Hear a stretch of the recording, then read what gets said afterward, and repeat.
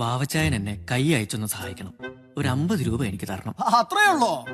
എടിയേ സൂസമ്മോ, ഈ 50 ഞാൻ ഉദ്ദേശിച്ചത് 50,000. അയ്യോ അച്ഛൻ കാര്യമായിട്ട് പറഞ്ഞാന്നോ? കാര്യം ഞാൻ ഇച്ചിരി സാമ്പത്തികമായി ടൈറ്റില്ല. എന്നാലും അച്ഛൻ ഇവിടെ വരെ വന്ന് പറഞ്ഞ സ്ഥിതിക്ക് ഞാനൊരു 25 രൂപ തരും. ഓ, അതൊക്കെ വാവച്ചായന്റെ ഇഷ്ടം. എടിയേ അച്ഛനൊരു 25,000 രൂപ എടുത്ത് അങ്ങ് കൊടുത്തേ.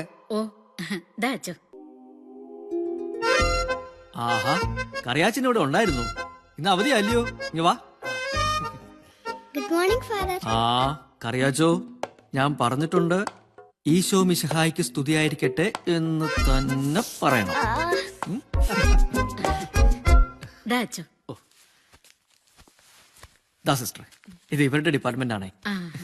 എന്നാ വാവച്ചായോ, ഞങ്ങളൊക്കെ പതുക്കെ ഇറങ്ങിയേക്കുവാ. ഓ ഓ